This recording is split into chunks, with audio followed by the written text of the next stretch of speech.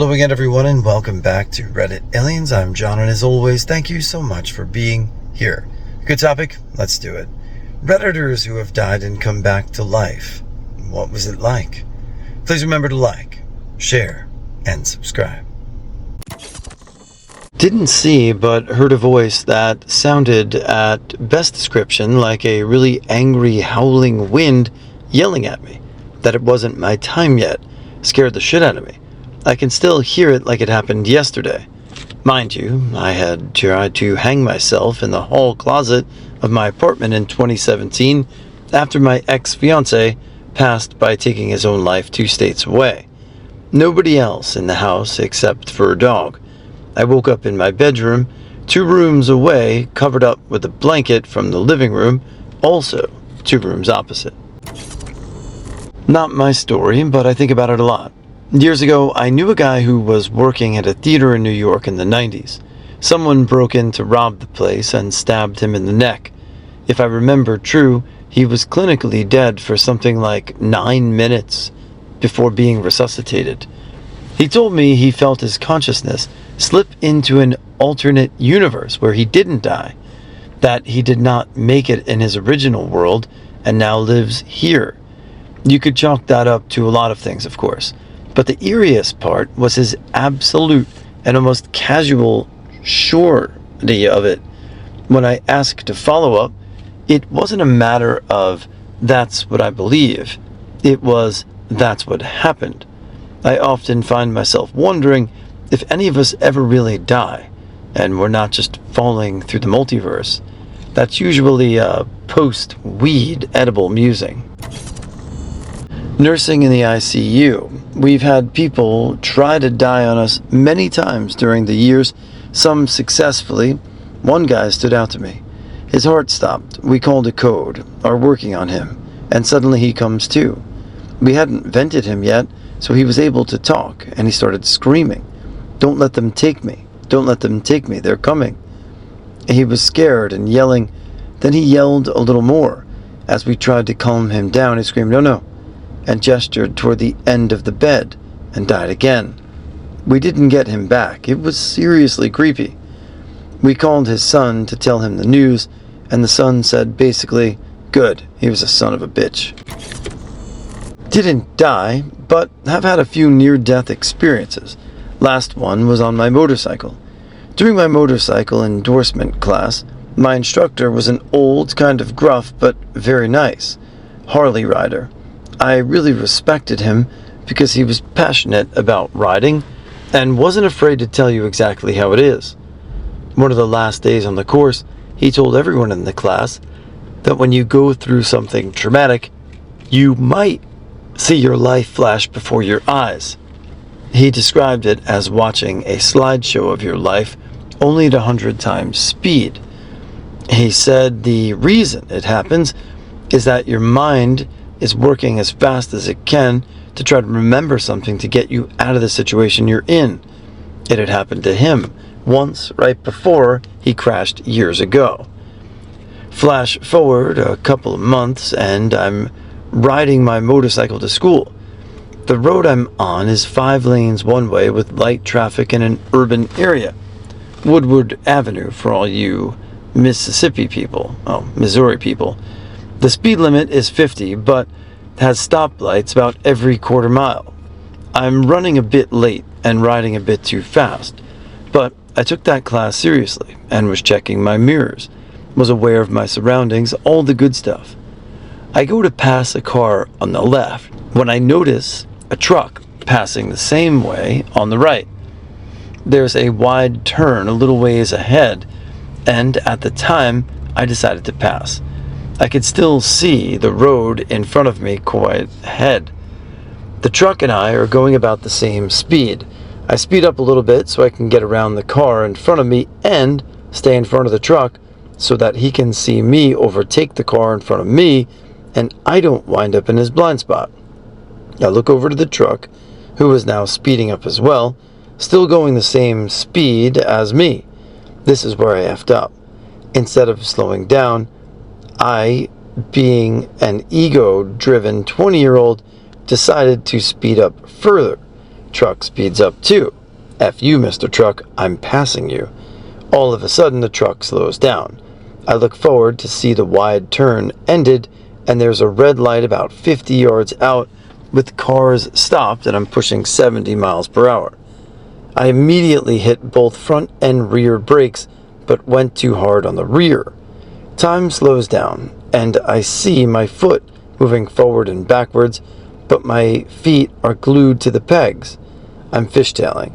That's when my life flashes backwards, exactly how my instructor described.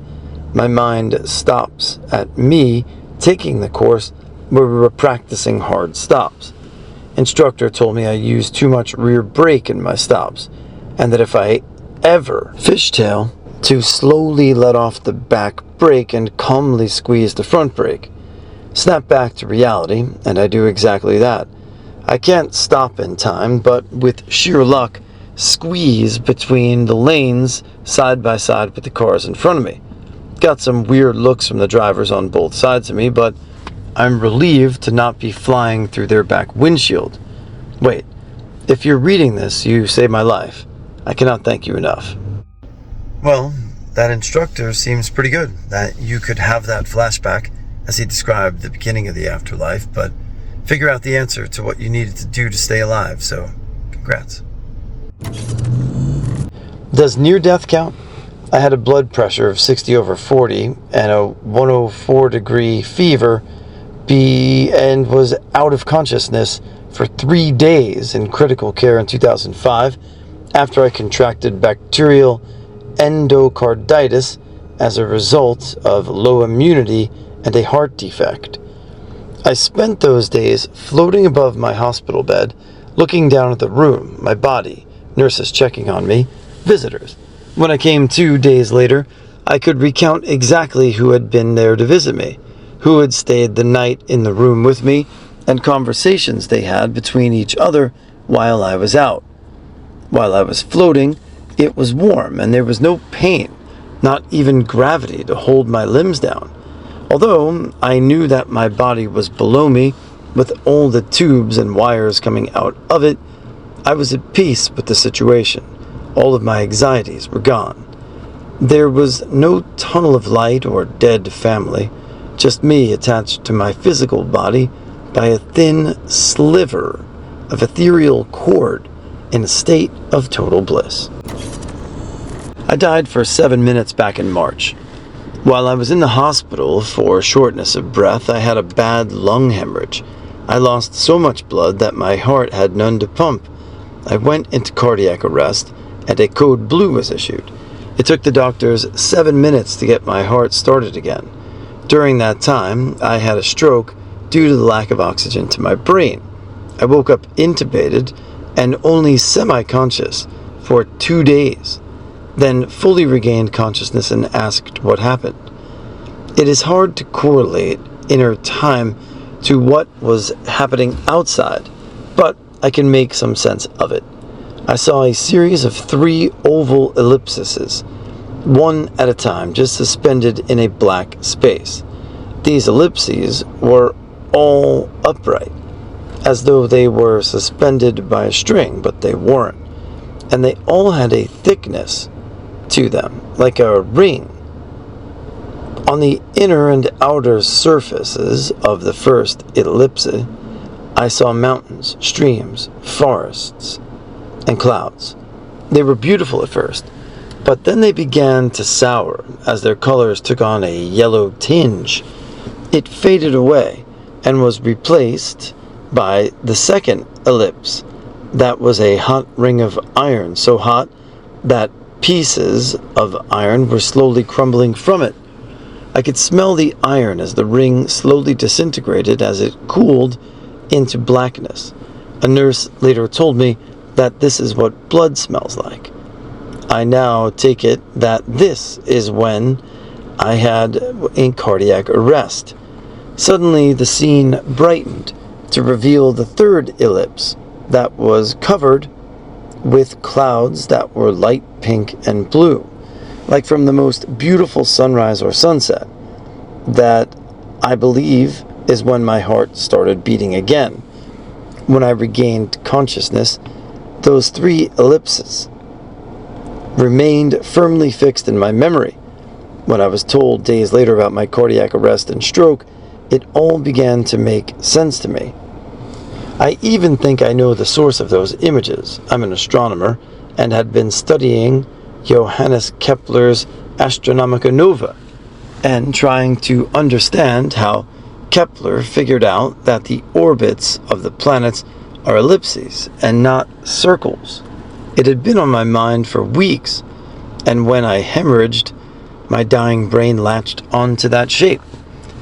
The initial and final ellipses were adorned with what I value most: the beauty of our planet, the outdoors and sky.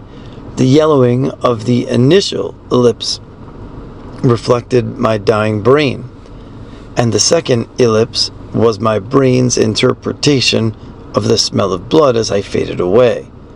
The third ellipse, when I began breathing and returning to life. That's all I saw. No tunnel of light or happy deceased family members welcoming me. I think that is dreaming. Dying reflects what happens to the most accessible in your mind during that time. Your mind tells you a story about it. I was never afraid during my ordeal. I was just a dispassionate observer. Amazingly, the only lasting effect on my 7 minutes of code blue is a slightly diminished capacity of my short memory. I learned something from all this. I'm sure I was a horrific sight to anyone outside, covered with blood as doctors crowded around me, trying to pull me back to life. But inside all was calm. No pain, no discomfort, no worries. Accidents and disease may be terribly painful, but dying is easy. I'm not scared of dying. Not in the least. Afraid of what comes before? Sure. But nature makes dying easy.